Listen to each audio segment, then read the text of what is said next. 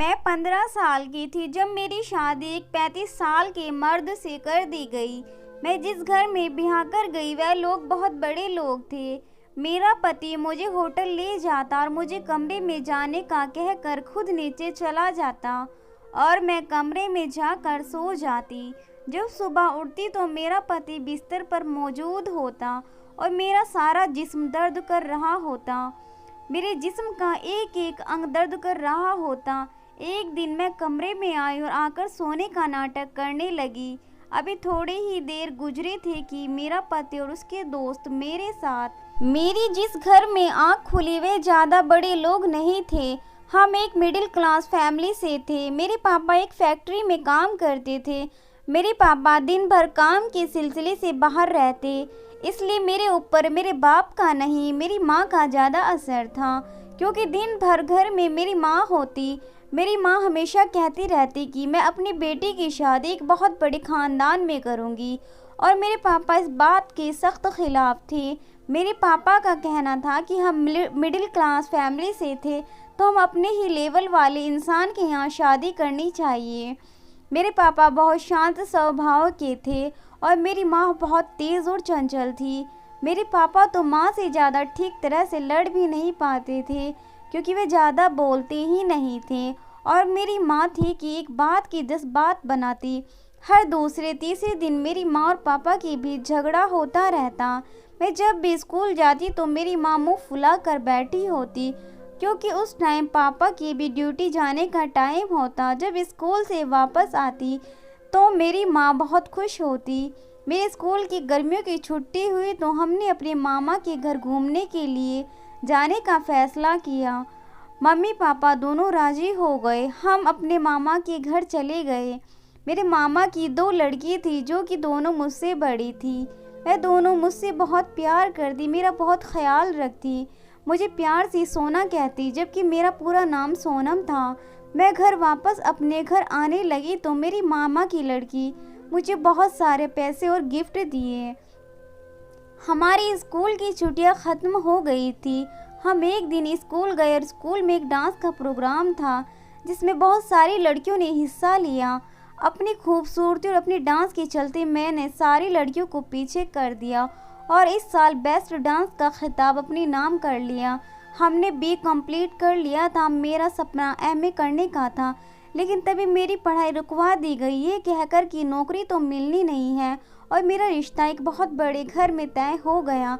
अभी मैं 18 वर्ष की थी। मैं पढ़ना चाहती थी। मेरी अपनी माँ को भी बोला कि मैं पढ़ना चाहती हूँ, कुछ आगे करना चाहती हूँ, और मेरी शादी एक 35 वर्ष के आदमी से कर दी गई।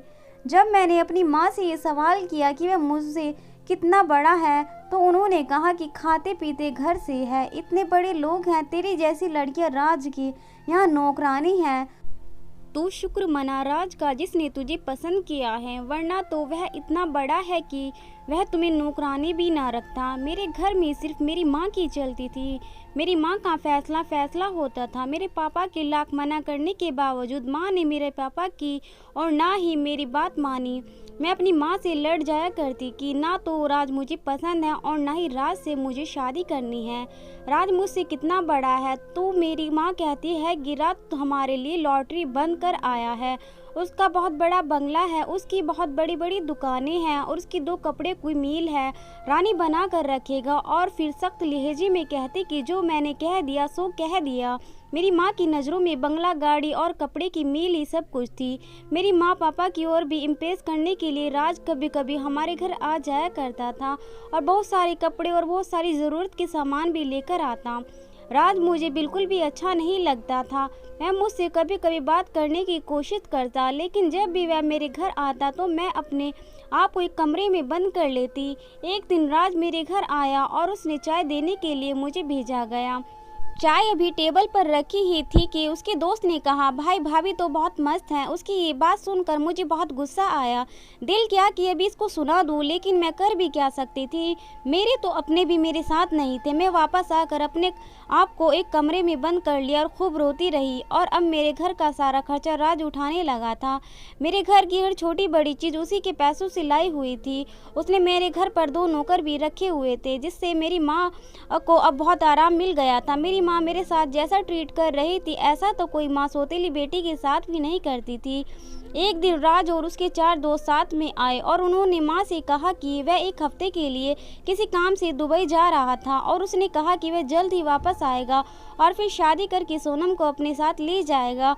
अपने साथ वो ढेर सारे तोहफे लेकर आया। इसी बीच मेरे मामा की लड़की घर आई तो मैंने अपना सारा हाल उसको सुना दिया। उन्होंने माँ से बात करने की कोशिश की पर माँ ने साफ इनकार कर दिया, ये कहकर कि मेरी बेटी की शादी करोड़पति के साथ हो रही है और तुम लोगों को देखकर जलन हो रही है, तुम लोगों से बर्दाश्त नहीं हो रहा। मामा की लड़की मुझे मेरे हाल पर छोड़कर नाराज होकर वापस चली गई थी। आखिर रात एक हफ्ते के बाद दुबई से वापस आया तो सीधा वह मेरे माँ से मिलने आ गया और उसने कहा कि माँ जी बस आपका आशीर्वाद लेने आ गया था। शादी की सारी शॉपिंग दुबई से ही करके लौटा था और फिर ठीक हफ्ते बाद राज के साथ हमारी शादी कर दी गई। घर वालों को खुशी करने के लिए राज ने कहा कि हम शादी के बाद हनीमून के लिए दुबई जाएंगे। राज ने ये बात पहले नहीं बताई थी कि वह मुझे दुबई लेकर जाएगा। ना चाहते हुए भी अब मुझे राज के साथ जाना था क्योंकि अब वह मेरा पति था। राज मुझे लेकर दुबई चला गया। राज मुझे बहुत खुश रखने की कोशिश करता, दुबई की बड़ी बड़ी जगह पर मुझे घुमाने ले जाता था। जिस होटल में और राज रुके हुए थे वह दुबई का सबसे बड़ा होटल था।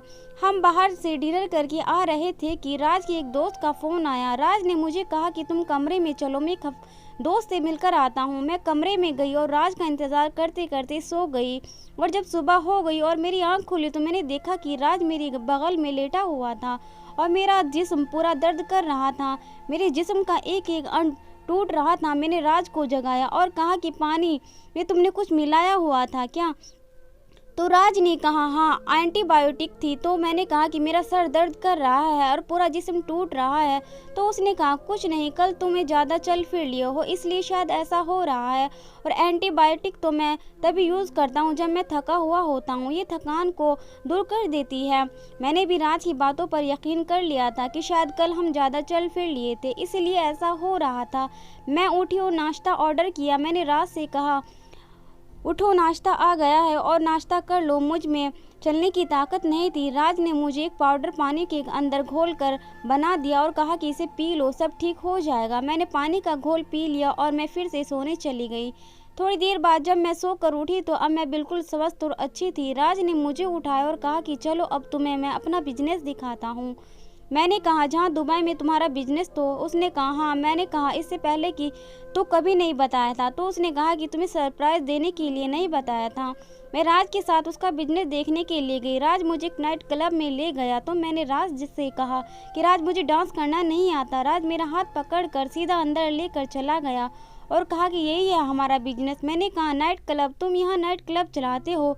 राज ने मुझसे कहा कि तुम मेरी बिजनेस पार्टनर बन जाओगे। मैंने कहा मुझे कौन सा बिजनेस करने का तरीका पता है, मुझे तो बिजनेस का कोई वसूल भी नहीं आते मालूम, मैं कैसे अपनी बिजनेस पार्टनर बन सकती हूँ। हम वापस आ गए और फिर राज ने कहा कि तुम रूम को चलो, मैं अपने दोस्त से मिलकर आता हूँ। मैं अपने कमरे में गई और जाकर बेड पर लेट गई।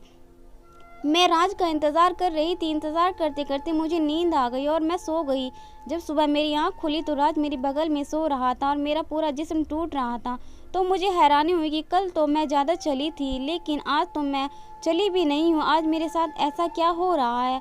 अब मुझे हैरानी होने लगी थी। मैं उठी और वॉशरूम की तरफ बढ़ी। जैसे ही मैं खड़ी हुई मुझे चक्कर आया और मैं कश खाकर गिर पड़ी। बड़ी मुश्किल से मैं दीवार के सहारे बेड तक पहुंची। मुझे हैरानी हुई कि ऐसा मेरे साथ तो इंडिया में कभी नहीं हुआ था। मैं जब से दुबई आई थी तभी से मेरे साथ ये होना शुरू हो गया था। मैंने राज को उठाया और उससे कहा कि मेरी तबीयत ठीक नहीं है। तो उसने कहा कोई बात नहीं, पाउडर का घोल पी लो, ठीक हो जाएगा। तो उसी ने मुझे पाउडर का घोल बना कर दिया और मैंने पी लिया। थोड़ी देर बाद मेरी तबीयत नॉर्मल हो गई। राज ने कहा सोनम तुमने मेरे सवाल का जवाब नहीं दिया। मैंने कहा कौन से सवाल का जवाब? जो मैंने तुमसे कहा था। मैंने कहा क्या करना होगा? राज ने कहा कुछ नहीं, पैसा मेरा होगा, सब कुछ मेरा होगा, तुम्हें सिर्फ डांस करना होगा। मैंने कहा क्या? नाइट क्लब में नाचने की बात कर रहे हो? अपनी बीवी को शर्म नहीं आती इतना भद्दा मजाक करते हुए? तुम्हें तो शर्म से पानी में डूब मरना चाहिए। मैंने गुस्से में कहा और अपने कमरे को चली गई। अभी थोड़ा वक्त ही गुजरा था कि 2 अरबी मेरे कमरे में और मैंने कहा राज ये कौन लोग हैं जो मेरे कमरे में आ गए? राज ने कहा ये मेरे खास मेहमान हैं। दुबई के यहाँ पर बिजनेस स्टार्ट अप में इन्होंने मेरी मदद की थी।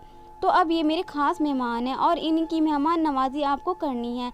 ये जो मांगे जो कहीं उसको पूरा कर देना है। कहते हुए राज वहाँ से चले गए और वे दोनों अरबी मेरे कमरे का दरवाज़ा बंद कर लिया। मैं हैरान थी कि मेरा पति इतना गिर गया इस तरीके की नीच हरकत करेगा मुझे, यानी अपनी बीवी को अरबों के हाथ बेच दिया। वे दोनों अरबी हट्टे कट्टे लंबे चौड़े, उन दोनों अरबियों ने मेरे साथ जो किया वे बयां करना मेरी ज़बान कटती है। जिस तरह से मुझे नोचा गया, मेरे साथ ज्यादती की गई। सुबह होते ही वह दोनों चले गए थे और मैं अपने रूम में पड़ी रही। मुझसे उठने की हिम्मत नहीं थी। जिस तरह से मुझे रात में बर्बाद किया गया था, मेरी चीखों पुकार को सुनने वाला कोई नहीं था। अब तो ये रोज़ का मामूल बन चुका था। मुझे एक होटल के कमरे में कैद कर दिया गया और रोज़ एक नए नए अरबी को लाया जाता और उनसे मोटी रकम वसूली जाती। राज और उसके दोस्त शायद इसलिए मुझे यहाँ लाए थे कि मेरी खूबसूरती और मेरे जिस्म से पैसा कमाया जा सके। अब मैं तंग आ चुकी थी इस ज़िंदगी से। मैं रो रो कर अपनी ज़िंदगी की भीख मांग रही थी, लेकिन मेरी चीख पुकार को सुनने वाला कोई नहीं था। जो भी औरत मुझसे लुत्फ़ अंदाज़ होकर चला जाता और मैं अपनी किस्मत पर बैठी कर रोती रहती और मैं अपनी माँ को कोसती रहती थी, जिसने मुझे जानबूझकर इस ठंडक में धकेला था, जानबूझकर मेरी ज़िंदगी को नर्क बनाया था।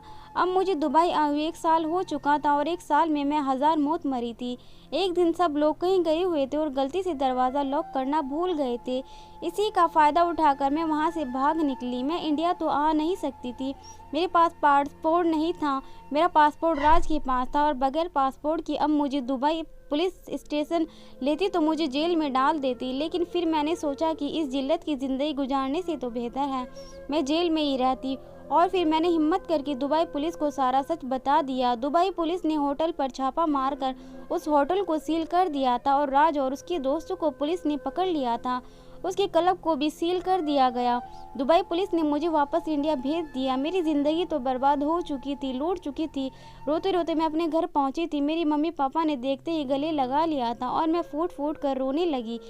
मैंने अपनी सारी कहानी उनको सुना दी थी। मेरे पापा ने गुस्से में आकर मेरी मम्मा को तलाक देने जा रहे थे, लेकिन फिर मैंने उनको समझाया कि जो होना था सो हो गया।